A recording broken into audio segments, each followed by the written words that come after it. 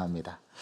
여러분, 19세기 2차 세계대전 때 일본과 독일이 전쟁을 발발하게 했죠. 그래서 연합군들이 서로 동맹해서 제2차 세계대전이 일어나고 그 전쟁을 치루었습니다. 전쟁을 하다 보면 군수물자나 물품을 위해서 수송기가 운행이 되는데, 그 당시에 19세기 말에 그 모든 전쟁 가운데 특별히 이 태평양을 중심으로 하는 그러한 수송 기지를 이 태평양 인근에다가 마련을 하고, 또 미국과 독일과 일본이 서로 쟁탈전을 벌이면서 이 수송기를 확보하려는 그런 움직임이 있었죠. 그때 네크로폴리스 그 반도 일대에 이 수송 기지를 삼는 섬이 있었습니다. 그 섬에는 나중에 안 사실이지만 그 섬에는 원주민이 살고 있었는데, 그 원주민들이 태어나서 처음으로 하늘을 날아다니는 비행기를 본 거예요. 그리고 그 비행기가 뜨고 이륙하고 뜨고 또 착륙하고 이륙하고 이것을 반복하는 모습을 보면서 2차 세계대전이 끝나고 그 비행기가 착륙하고 내리던 그 지점에 이제 모든 군이 철수해서 그 섬은 원주민들이 예전에 있는 그대로 그 원주민들이 그 삶을 영위해 갔는데 문명이 바뀌게 된 겁니다. 그러한 전쟁 물자와 또 그러한 수송했던 그런 비행기들이 뜨고 착륙했던 그 곳에 기지가 세워지고 원주민들이 그 기지를 점령하게 되면서 자기들의 생활과 문명의 변화를 가져왔는데, 그 문명의 변화를 일궈내면서 그 원주민들이 그곳에다가 신께 예배하는 터를 세우고, 그곳에서 비행기가 착륙하고 떴던 그 비행기를 바라보면서 다시 비행기가 착륙할 것을 예상하고 그 비행기를 숭배하는 일이 일어난 거예요. 이거를 소위 화물숭배라고 이름이 불려졌고, 그 이후에 종교를 연구하는 학자들이 그 섬에 들어가서 이 원주민들이 섬기는 신에 대해서 조사를 하게 되고 연구를 하게 되었습니다. 그때 원주민의 언어를 통역해 주던 그 사람이 그 원주민들의 말을 통역해 주고 그들에게 기독교 복음을 제시해 주었는데, 그들이 복음을 받아들이고 예수를 믿게 됐어요. 그런데 그 예수를 믿게 되는 신앙이 정상적이지 않은 겁니다. 그래서 물어봤어요. 여러분들은 왜 예수 그리스도를 이렇게 믿으십니까? 그랬더니 그들이 하는 말이, 자기네들이 새로운 신을 발견하게 됐는데 그 신은 하늘에서 내려왔다가 하늘로 올라가고 또 하늘에서 내려왔다가 하늘로 올라가고, 그래서 올라가고 나서는 다시 안 내려왔다라는 거예요. 그래서 언젠가는 그 비행기가 내려올 것을 예상하고 우리는 그 비행기를 기다리고 있습니다. 여러분, 어디서 많이 들어본 얘기지 않아요? 우리도 예수님을 그렇게, 예수의 재림을 기다리지 않습니까? 이 사람들이 이 특별한 경험을 통해서 그 비행기를 신으로 여겼던 거예요. 그런데 그 원주민들은 그것이 비행기인 줄을 알지 못했던 거죠. 왜냐하면 그들의 문명 세계에서는 그 비행기가 신과 같은 존재였기 때문입니다. 그래서 그들은 비행기의 겉모습, 껍데기만 보고 실제로 그게 비행기라는 것을 모르고 그 비행기를 신으로 숭상하는 이런 어처구니 없는 일들이 이 원주민들에게 발생했던 거죠. 그 나라가 바투안이라는 나라입니다. 그럼 들어보셨죠?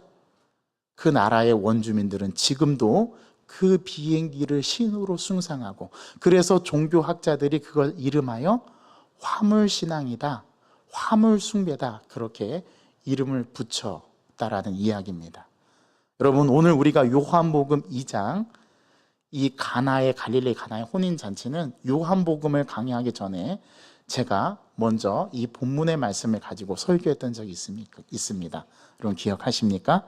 물이 그 주인을 만남에 얼굴이 붉어졌더라. 물이 주인인 예수님을 만나자 그의 얼굴에 홍조가 띄고 붉어졌다. 이것은 곧 물이 포도주로 변한 사건을 말하는 것이죠.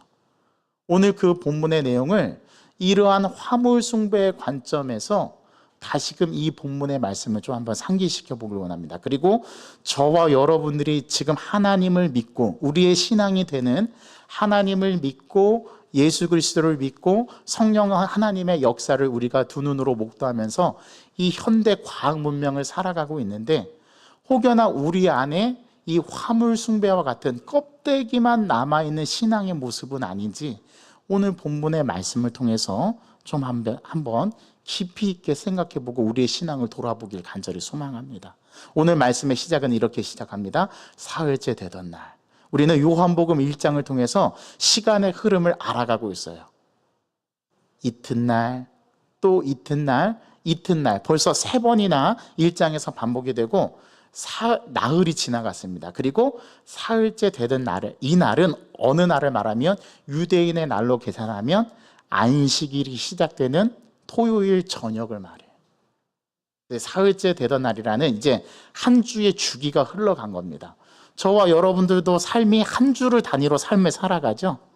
그래서 마음의 결단을 하고 결정을 내리면 한 주가 가기 전에 시작을 해야 됩니다. 왜냐하면 우리는 한 주 단위로 생활을 하기 때문에 한 주가 지나가면 우리는 시작을 못하고 지나가는 경우가 많아요. 오늘 본문 말씀이 그처럼 사흘째 되던 날, 이제 한 주가 지나면서 오늘 안식일이 시작되는 그날에 이른 것입니다. 이제 6일이 된 거죠. 그때 갈릴리 가나에 혼인잔치가 열렸습니다. 그 혼인잔치에 예수의 어머니였던 마리아도 초대를 받고 예수님도 초대를 받고 예수의 제자들도 함께 그 혼인잔치에 참석을 하게 되었습니다. 여러분, 혼인잔치가 주는 이 이미지와 표상은 사실 요한계시록에서도 잘 설명되어 있어요. 어린 양의 혼인잔치 들어보셨습니까? 예수 그리스도께서 다시 재림하는 날 저와 여러분들, 이 교회는 예수의 신부가 되어서 우리가 영원한 하나님과의 이 결혼, 그리고 하나님과 예수 그리스도와의 결혼, 예수님께서 우리의 신랑 되셔서 우리를 주님의 처소로 맞이하는 그 날이 다가오게 될 텐데, 그때를 비유하고 상징해서 예수의 어린 양의 혼인잔치라 요한계시록에서도 그렇게 설명이 되어 있는데요. 이 혼인잔치는 단순한 혼인잔치가 아니라 요한복음 전체를 비추어서 보게 하는 하늘의 축제.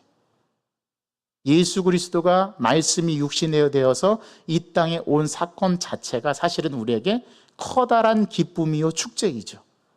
그런데 오늘 이 혼인잔치에 예수의 제자들과 또 예수와 예수의 어머니 마리아도 초대가 되어서 이 혼인잔치에 함께 참석을 하게 되는데, 놀랍게도 예수의 어머니가 요한복음에서 등장하는 순간은 딱 2번입니다. 오늘 여기 갈릴리 가나의 혼인잔치와 예수님께서 십자가에서 달려 돌아가실 때 그 십자가 밑에서 딱 한 번 이 예수의 어머니 마리아가 언급이 되고, 요한복음에는 더 이상 마리아라는 이름이 언급이 되지 않아요. 딱 2번 나와요. 그 중에 하나가 요한복음 2장입니다. 요한복음 2장부터 12장까지를 표적의 책이라고 부르고 13장부터 20장까지를 영광의 책이라고 부르는데, 그 표적의 책 가운데 첫 번째 표적이 바로 갈릴리 가나에서 물로 포도주를 만드는 표적이었죠. 다른 복음서에서는 이 표적이라는 말을 쓰지 않고 기적이다라고 얘기를 하는데, 오늘 요한복음은 이 갈릴리 혼인잔치에서 물로 포도주를 만드는 기적을 행하신 이 기적을 세메이온, 표적이라고 부르면서 이것이 갈릴리 가나에서 하신 예수님의 공생애 가운데 첫 번째 표적이었다라고 얘기합니다.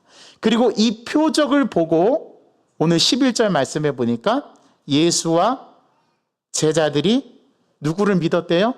주님을 믿었대요. 표적을 보고 그 보는 것을 통해서 깨달음이 일어나고 그 깨달음을 통해서 예수 그리스도를 믿게 되었다라고 증언하는 게 이 첫 번째 표적의 의미입니다. 자, 그래서 오늘 저와 여러분들이 이 표적의 껍데기만을 보지 말고 이 표적이 지시하고 이 표적이 가리키고자 하는 그 중심을 저와 여러분들이 오늘 잘 파악을 해야 됩니다. 마치 원주민이 비행기가 착륙하고 뜨는 것을 보고서 신으로 삼았던 것처럼 오늘 이 본문을 저희들이 화무 숭배처럼 한 예수님의 말씀에 순종하면 기적이 일어납니다. 또 물을 아구까지 채워야 역사가 일어납니다. 단순하게 그런 걸 말하려고 하는 표적의 내용이 아니라 이 표적이 지시하는 바가 무엇이냐, 오늘 그것을 여러분들이 깊이 있게 들여다보셔야 합니다. 이게 요한복음에서 이제 순서를 말해서 이게 첫 번째 표적이다. 4장에 가면 왕의 신하의 아들을 고쳐주는데 그 왕의 신하의 아들을 고쳐주면서 이게 두 번째 표적이다. 이게 세 번째 표적이다. 표적의 순서를 붙여요, 요한이. 그렇다면 다른 복음서에서 말하는 기적과 다르게 요한복음에서 말하려고 하는 표적은 순서가 있고 그 표적을 통해서 지시하는 바, 그 표적을 통해서 가르쳐 주려고 하는 바, 그 표적이 나타내려고 하는 바, 메시지가 있다라는 사실이죠. 그래서 요한복음에서 말하는 세메이온, 표적이라는 말의 의미는 우리가 길을 가다가 도로가에 세워져 있는 이정표, 표지판을 보는 것처럼 요한복음이 안내하려고 하는 궁극적인 이 요한복음의 메시지, 그 메시지로 우리들을 안내해 주는 역할이 바로 표적이라는 사실이에요. 그래서 오늘 이 첫 번째 표적을 통해서 이 본문에서 우리에게 가르쳐주고, 그래서 이 요한이 예수의 이야기, 요한이 전하는 예수의 이야기의 핵심 메시지를 들려주려고 하는 의도가 오늘 이 본문에 있다는 사실을 우리는 먼저 생각하면서 이 본문을 들여다봐야 합니다. 제가 청년부를 맡았던 시절 우리 청년들과 함께 여름 수련회를 3박 4일 동안 강원도 속초에서 한 적이 있습니다. 그 영락교회 수양관이 있는데 그 영락교회 수양관에 빌려서 수련회를 하게 된 거예요. 근데 수련회 프로그램 가운데 미션이 있습니다. 그 미션이 어떤 거냐면 조별로 나누어서 그 조에게 어디를 가면 그 장소에 단서가 있고 그 단서를 쫓아서 마지막 최종 미션을 하면 그 미션지에 마지막 힌트가 적혀 있거든요. 그 힌트를 보고 그 힌트가 지시하는 장소로 찾아가는 게 그 수련회의 프로그램 가운데 하나의 프로그램이었어요. 1조, 2조, 3조, 4조 이렇게 조별로 나누어서 이제 미션을 수행하는 건데, 제가 한 조에는 어떻게 했냐면 서울서부터 속초에 있는 수양관까지 찾아가는 미션이었어요.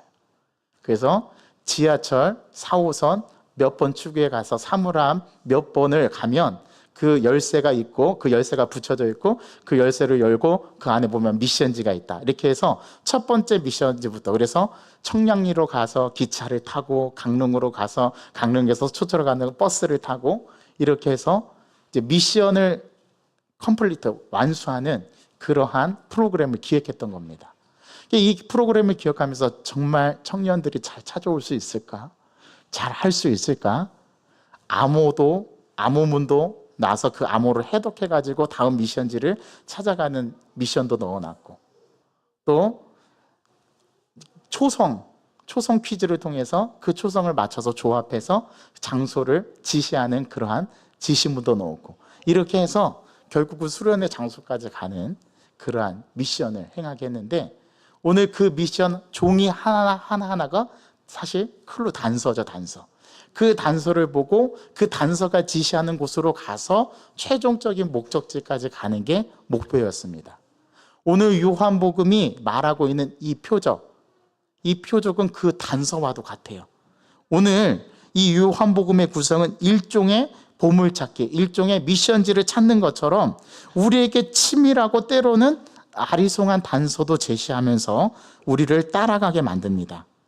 요한복음 1장에서 이제 세례자 요한이 물러나고, 요한은 우리에게 첫째 단서를 제시하는데, 그는 이것이 우리가 있는 곳을 알려주는 첫째 단서라고 이야기를 하는데요, 그 첫 번째 단서를 오늘 본문이 제시를 해줍니다.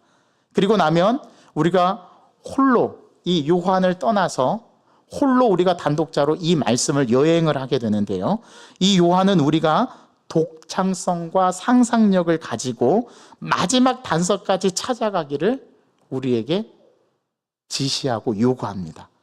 그래서 우리는 이 자리에서 어떤 답을 말해주어서 흥미를 잃게 하고 그렇게 하는 것이 아니라 오늘 이 갈릴리 가나의 표적을 통해서 요한이 우리 요한복음을 끝까지 읽어갈 때 혼자 힘으로 그 답을 발견할 수 있도록 장치를 마련해 놨어요. 그 첫 번째 단서가 갈릴리 가나의 혼인잔치였던 겁니다. 자, 요한이 이 단서라는 뜻으로 사용하는 단어가 바로 표적이라는 단어입니다. 세메이온. 요한은 이 몇 개의 이종표를 세워서 우리를 이야기 속으로 이끌어드리고 그 표적이라는 것이 예수님이 나다나엘에게 약속하신 것처럼 그분이 행하신 온갖 사건들이라고 우리가 말할 수 있는데요.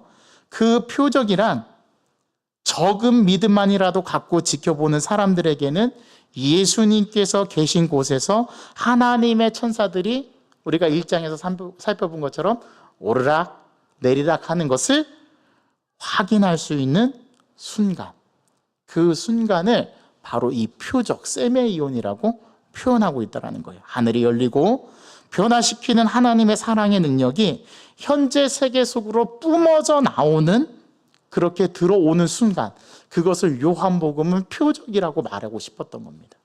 그래서 오늘 첫 번째 표적으로 갈릴리 가나의 혼인잔치를 예로 들고 있어요. 실제로 이 표적의 주요 핵심은 그것이 하늘과 땅이 서로 맞닿아 있는 순간이라는 것을 말해주고 싶은 겁니다. 즉 하늘에서 일어나는 일을 이 땅에서 감지할 수 있도록 말하고 있다는 거예요. 그래서 요한복음 1장 14절이 말하지 않습니까? 말씀이 육신이 되어 우리 가운데 거하심에 우리가 그의 영광을 보니, 누구의 영광을 보는 거예요? 하나님의 영광을 보게 되는 거죠. 그래서 이 땅에 일어나는 표적을 보고 우리가 누구를 인식하고 깨닫게 되냐면 예수 그리스도를 통해서 누구를 봐요? 하나님을 봐요. 이게 표적으로서 보여주려고 했던 겁니다. 우리는 말합니다. 목사님, 하나님을 보여주세요. 그러면 제가 믿을게요. 요한도 이 고민을 잘 알았던 거예요. 주후 1세기 초기 교회 교인들이 예수 그리스도가 누구신지를 알고 하나님을 믿게 하기 위해서 요한복음이 기록되었다라고 말씀드리지 않았습니까? 그게 요한복음 20장 31절의 말씀이잖아요. 예수 그리스도가 하나님의 아들이심을 믿게 하고, 그리고 그들에게 뭐를 주시기 위해서? 영생을 주시기 위해서 요한복음을 기록했다고 했는데, 요한복음을 끝까지 쭉 읽어가 나가다 보면 이 표적이라는 단어를 통해서 예수가 누구신지를 넘어서 예수가 무엇인지, 그리고 그 예수를 보내신, 이 땅 가운데 보내신 하나님의 의도가 무엇인지를 우리가 깨달을 수 있게 된다는 거죠. 그 첫 번째 단서가 바로 갈릴리 가나의 혼인잔치였던 겁니다. 자, 사흘째 되던 날 혼인잔치에 청함을 받고 이 혼인잔치에 참석을 했는데 문제가 발생했습니다. 어떤 문제가 발생했습니까? 포도주가 떨어진 거예요.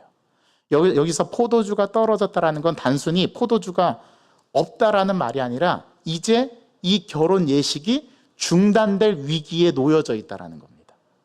포도주가 떨어졌다는 얘기는 이제 이 잔치가 더 이상 지속될 수 없다라는 것을 상징적으로 말해줘요. 이게 큰일이 나는 거죠. 흥을 돋구던 이 잔치가 이제 중단되게 생긴 겁니다.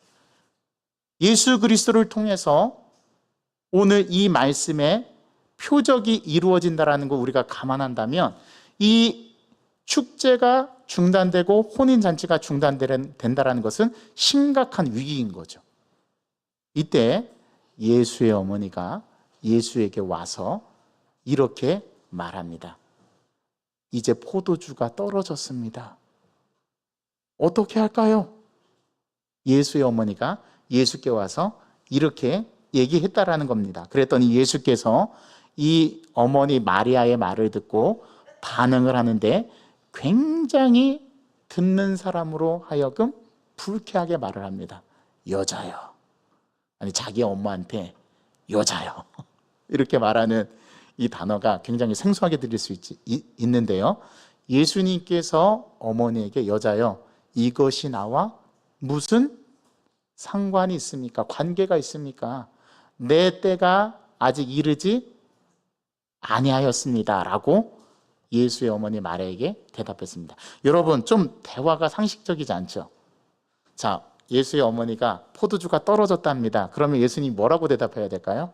아, 그래요? 포도주가 떨어졌대요? 그러면 어떻게 사와야 되나요? 아니면 기타 다른 반응으로 하는 게 정상적인 반응인데 여자요. 그것이 나와 무슨 상관이 있습니까? 내 때가 아직 이르지 아니했습니다. 좀 뭔가 대답이 정상적인 대화가 아니죠. 그러면서 예수님께서 이 대답을 하고 난 후에 예수의 어머니 마리아가 하인들에게 명합니다. 예수의 어머니는 한술 더 뜹니다. 그렇게 말했으면 야, 네가 어떻게 그렇게 말할 수 있냐? 좀 어디서 포도주를 구해오든지 네가 능력을 베풀어서 물로 포도주를 만들든지 어떤 방책을 간구해야 되지 않겠냐? 이게 예수의 어머니 마리아의 대화의 핵심이지 않습니까? 그런데 예수님께서 내 때가 아직 이르지 않았다라는 말을 듣고 예수의 어머니는 또 이상한 행동을 하는데요. 그 하인들에게 예수가 무엇이라고 말하는지 그대로 하라라고 얘기합니다. 이게 계속 대화가 핀트가 맞지 않아요. 대화가 서로 다른 얘기를 하는 것 같습니다. 그런 느낌이 오지 않으세요? 오늘 정상적인 대화라고 보기는 힘들어요. 자, 예수의 어머니가 예수에게 포도주가 떨어졌다. 이 말은 뭐냐면 네가 능력이 있으니까 이 문제를 해결하라라고 예수에게 말한 의미로 볼 수 있어요. 왜요? 예수의 어머니는 알지 않습니까? 예수가 누구인지. 자기 아들인 것을 넘어서서 예수는 어떻게 자기가 잉태하게 됐고 낳게 됐는지를 그 어머니는 마리아는 알고 있잖아요. 예수가 하나님의 아들이고 성령에 의해서 잉태된 것, 수태고지를 통해서 또 알고 천사를 만났고 이 모든 과정을 통해서 예수의 어머니는 예수가 누구신지를 알고 있죠. 그 예수의 정체성에 대해서 폭로하지 않고 예수에게 이것을 은밀히 얘기했던 이 예수의 어머니는 예수가 누구인지를 알고 있습니다. 그때 예수님은 아직 아니다. 난 아직 내 때가 이르지 않았다. 그렇게 이야기를 하면서 이 예수의 어머니의 요청을 거절하죠. 맞습니까? 자, 예수의 어머니가 네가 하나님의 아들이니까 이걸 해결해라. 어디서 많이 들어보셨죠? 네가 하나님의 아들이거든 이 돌들을 떡떡이가 해서 네 배고픔을 채우면 되지 않겠냐? 그리고 네가 하나님의 아들이거든 꼭대기에서 뛰어내리면 천사들이 너를 받쳐줄 거지 않느냐? 네가 하나님의 아들이거든 내가 이 모든 세상을 다 너에게 줄 테니까 네가 나한테 엎드려 절해라. 자, 이게 예수님께서 받으신 광야에서의 시험 3가지였죠. 자, 오늘 예수의 어머니는 네가 하나님의 아들이니까 이 물로 포도주를 해결을 해라 라고 말한 겁니다. 요청한 겁니다. 자, 만약에 예수께서 예수의 어머니 마리아의 이야기를 들었다면 어떠한 결과가 나왔을까요? 예수님은 십자가에 못 박히지 않았을 겁니다. 그래서 예수의 어머니의 요청을 거절한 거예요. 예수님은 그럴 능력이 충분히 있으신 분이에요. 예수의 어머니의 말을 듣고 그 포도주를 해결할 수 있는 능력이 있으신 분이에요. 그런데 예수님은 이 능력을 사용하는 것을 거절하십니다. 예수의 어머니의 요청을 받아들이지 않죠. 그런데도 예수의 어머니는 하인들에게 예수가 뭐라고 하든지 너희들은 그대로 따르라. 여기에 화물 숭배주의가 나타납니다. 오늘 이 예수님의 본연의 말씀을 미처 깨닫지 못하고 알지 못하는 이 이야기가 오늘 본문 가운데 드러나는데 예수를 가장 잘 아는 어머니 마리아도 예수에게 이러한 요청을 할 수 있다라는 것이 바로 인간이 지닌 한계라는 거죠. 저와 여러분들의 신앙은 어떻습니까? 우리가 하나님을 믿고 예수 그리스도를 알고 성령 하나님의 역사하심을 우리는 알죠. 그런데 우리도 예수의 어머니 마리아처럼 그렇게 요청하는 적은 없습니까? 예수님, 이 기적을 예수님이 일으켜 주십시오. 예수님께서 보여주시면 제가 믿겠습니다. 혹시 이러한 진짜 본질은 잊어버린 채 껍데기만을 가지고 하나님 앞에 신앙생활을 하고 있는 우리의 모습은 아닌지, 오늘 이 물로 포도주로 만드신 이 혼인잔치에서 예수님의 대답은 정확하게 No, 아니요라는 것을 보여줍니다. 그래서 예수는 예수의 어머니의 요청을 거절하죠. 그때 예수님께서 그의 어머니가 하인들에게 이르되 너희가 무슨 말씀을 하시든지 그대로 하니라. 그 다음에 거기에 유대인의 정결 예식을 따라 두세 통 드는 돌 항아리 몇 개가 놓여져 있어요? 6개. 또 하필이면 숫자가 몇 개입니까? 6개. 우리는 이미 숫자 상징에 대해서 잘 알고 있죠? 6은 어떤 숫자예요? 불완전한 숫자예요. 자, 그러면 유대인의 정결례를 따라서 두세 통 드는 항아리 6이 놓여 있다라고 얘기했는데, 이 항아리는 어떤 역할을 하냐면 유대인들이 밖에 출타하고 와서 안으로 들어올 때 그 물을 떠서 뭐를 씻어요? 손과 발을 씻어요. 이렇게 정결례 예식을 행할 때 쓰여지는 돌 항아리, 거기에 담겨져 있는 물이 바로 이렇게 쓰이는 용도였어요. 이게 예수님께서 오늘 물로 포도주를 만드는 기적으로 사용되는 항아리로 사용되는 이 본래의 출처는 바로 그 정결 예식을 위해서 쓰여지는 것이었습니다. 물론 이게 구약의 율법에 명시되어 있지는 않아요. 이게 장로들의 유전의 전통인데, 오늘 이 두세 통 드는 항아리에, 정결례를 위해서 쓰는 항아리에, 그 항아리가 6이 놓여 있는데 예수께서 그 하인들에게 명해서 그 항아리에다가 어떻게 하라고요? 물을 채우라. 채우는데 어디까지 채워요? 아기까지 채우라고 말씀하십니다.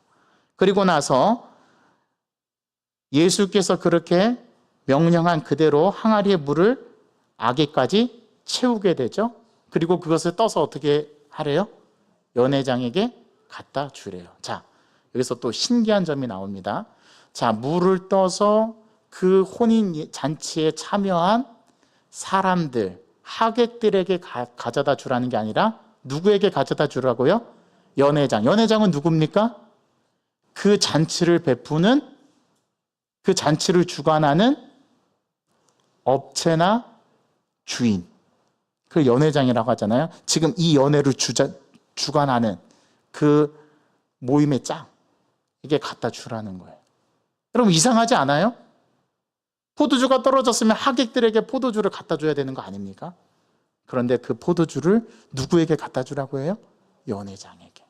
그리고 연회장에게 갖다 주니까 연회장이 물로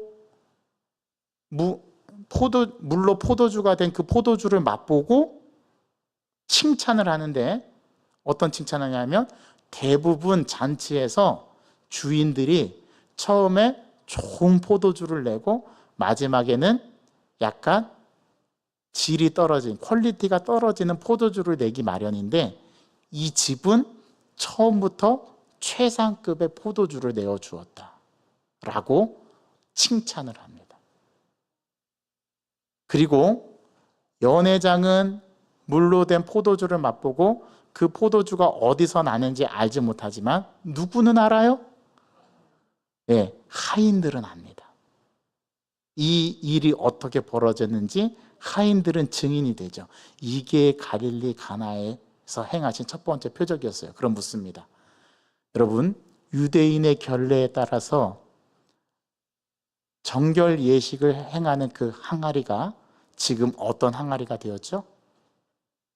가장 좋은 포도주를 담은 항아리가 되었습니다. 변화된 거죠. 그렇게 쓰임받은 거죠. 자, 우리는 여기서 중요한 한 가지를 생각해 봐야 되는데, 여기서 항아리가 지시하는 게 뭘까요? 그거는 율법입니다. 정결례입니다. 장로들과 유대인들이 지키는 전통입니다. 그걸 비유하는 게 항아리예요. 이거는 오래된 거죠. 옛날 거죠. 그런데 이제 그 항아리가 어떻게 쓰임 받아요? 예수를 주인으로 만나서 새로운 항아리로 쓰여지게 되는데, 그 항아리는 이 잔치의 중요한 역할을 담당하는 포도주로 변화돼서 사용됩니다. 자, 구약의 율법을 대표하는 게 뭐죠? 모세죠.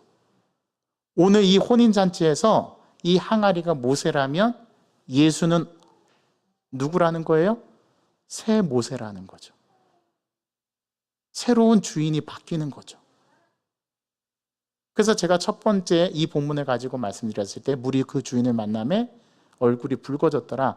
어떤 주인을 만나는가?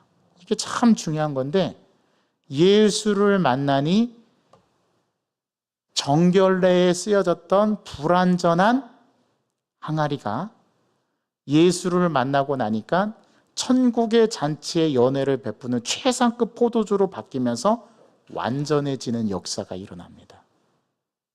누구를 만나서요? 예수를 만나서.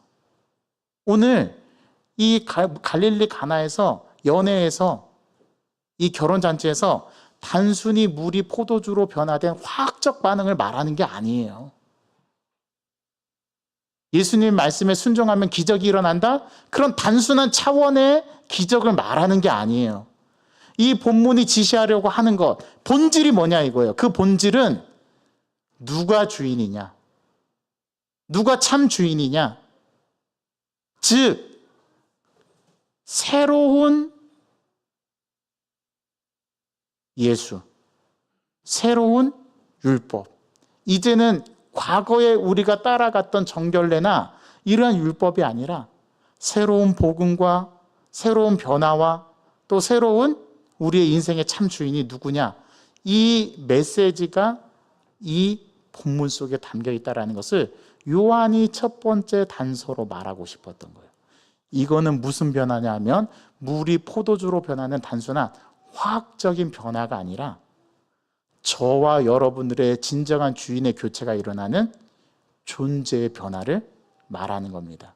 이게 요한복음 표적 세메이온의 첫 번째 의미였던 거예요. 요한복음 4장에 가면 두 번째 표적이 나오는데, 그 두 번째 표적이 왕의 신하의 아들을 고치는 장면입니다. 그런데 그 왕의 신하의 왕의 신하를 고치는 그 가운데서도 존재의 변화가 일어나요. 그러나 요한복음에서 이 갈릴리 가나의 첫 표적이 의미하는 게 뭐냐면 바로 존재의 변화를 말하는 거예요. 앞으로 계속되는 이 요한의 이야기는 우리에게 생각을 바꾸게 하고, 우리의 기존의 틀을 바꾸게 하고, 우리의 사상을 바꾸게 하고, 우리의 행동을 바꾸게 만드는 존재의 변화에 대해서 계속 말할 거예요. 이 다음에 이어지는, 우리가 다음 주에 살펴볼 성전 정화 사건도 마찬가지입니다. 이게 연결이 되어 있어요. 그래서 표적, 이 세메이온이 지시하는 바가 무엇인가를 잘 보셔야 돼요. 여러분, 원주민들은 비행기가 착륙하고 뜨는 것을 통해서 그 비행기의 겉모습만을 보고 그들은 신으로 숭상하고 추앙했는데, 사실은 그거는 신이 아니라 뭐였던 거예요? 본질은 사람이 만들어낸 비행기였던 거예요. 그들에게는 존재의 변화를 가져왔던 게 그 화물 수송기였던 거예요.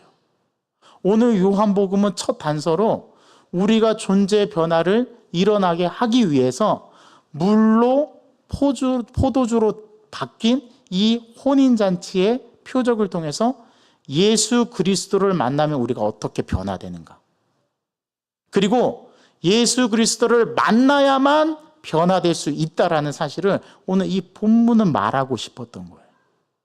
그러니까 단순하게 예수님께서 기적을 행하셨습니다, 물로 포도주를 만드셨습니다, 예수님의 말씀에 순종하면 기적의 역사가 일어납니다, 예수님께 순종하면 이러한 일들이 일어납니다, 이걸 말하려고 하는 게 아니라 그건 껍데기입니다. 본래 말하려고 하는 것은 이것을 통해서 어떤 변화를 우리가 추구할 것인가, 이걸 요한복음 저자는 이 첫 번째 표적을 통해서 말하고 싶었던 거예요. 자, 그 변화는 뭡니까? 여러분들에게 묻습니다. 이게 오늘 우리가 가장 중심으로 잡아야 할 내용인데 그 변화는 뭐죠? 예수를 믿는 겁니다.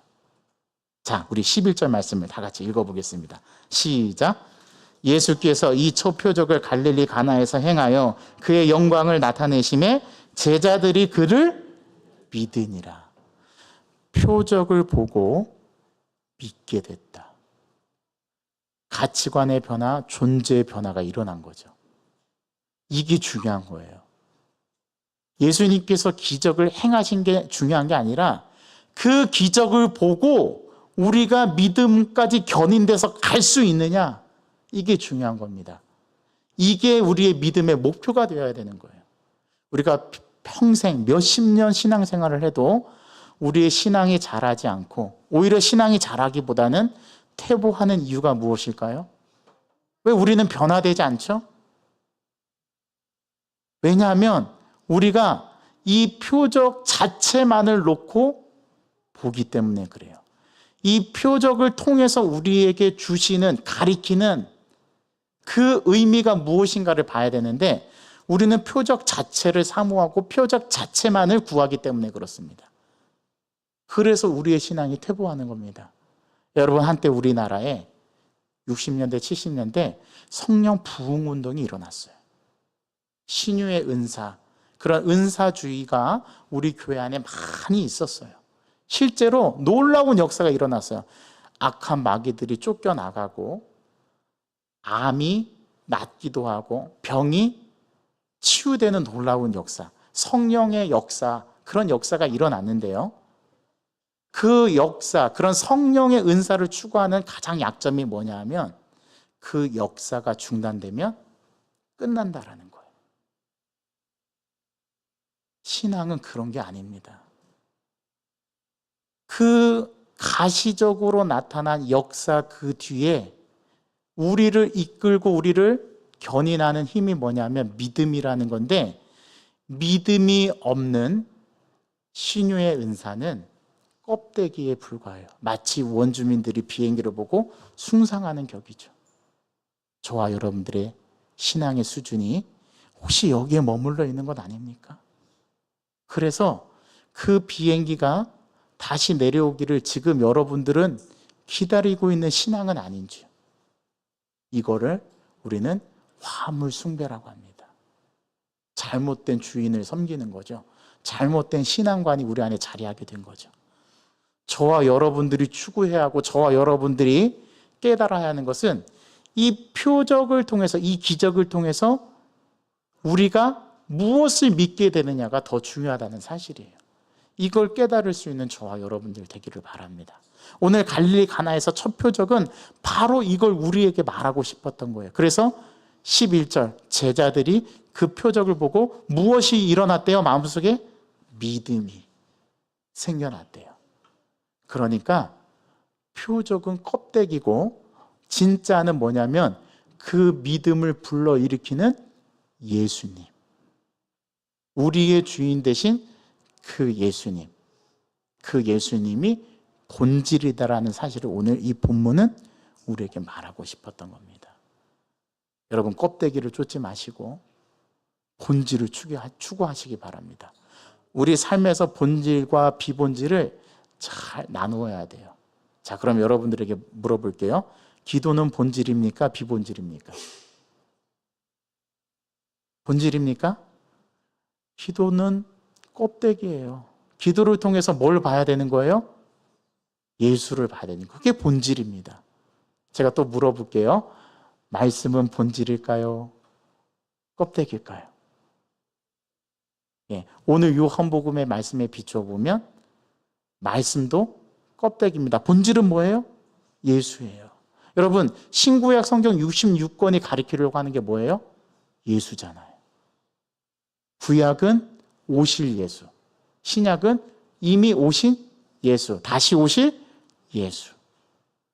여러분, 성경 66권은 예수를 가리키고 예수를 드러내고 하나님의 영광을 드러내는 거지 이 자체가 절대화돼서는 안 돼요. 제가 뭐를 표현하려고 하는지 아시겠죠? 우리가 진짜 추구하고 진짜 본질적으로 해야 될 것은 예수 그리스도입니다. 말씀과 기도는 다 예수님과 만나고 접촉하는 수단이에요. 이 수단을 본질 자체로 삼으면 문제가 되네. 그걸 절대하게 되면은 이게 거룩한 예수님보다도 더 중요한 것이 돼버리는 거예요.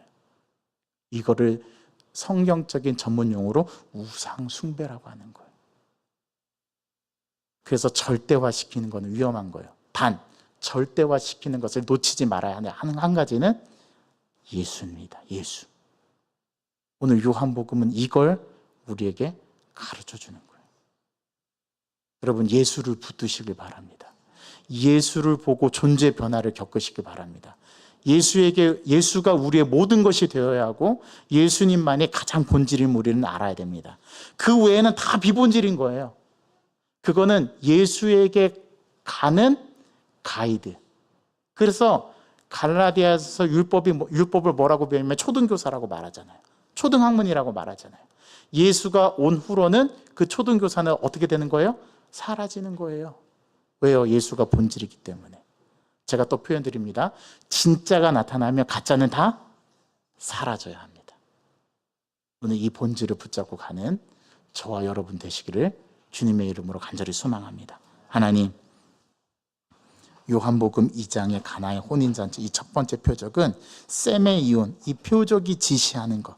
그러니까 이 표적은 이정표였고 가이드 역할을 하는 것이지 이 자체가 절대적인 것이 아니라는 것을 보여주는데, 우리에게 있어서 가장 본질은 예수님이고 그 예수님 이외에는 다 비본질이라는 사실을 우리가 오늘 이 갈릴리 혼인잔치를 통해서 물로 포도주를 만드신 표적을 통해서 우리에게 깨우쳐 줍니다. 하나님, 이것을 보고 예수의 제자들은 예수를 믿었다라고 했는데 이 표적을 통해서 존재의 변화를 겪고 이 표적을 통해서 예수에게 나아가는 진정한 신앙의 모습이 이번 한 주간 삶을 통해서 우리가 경험되어질 수 있도록 인도하여 주옵소서. 예수 그리스도의 이름으로 감사하며 기도하옵나이다. 아멘. 우리 다 같이 자리에서 일어나셔서 오늘 주신 말씀을 생각하면서 우리가 결단하면서 주님 앞에 나아가길 소망합니다. 우리 사랑스러운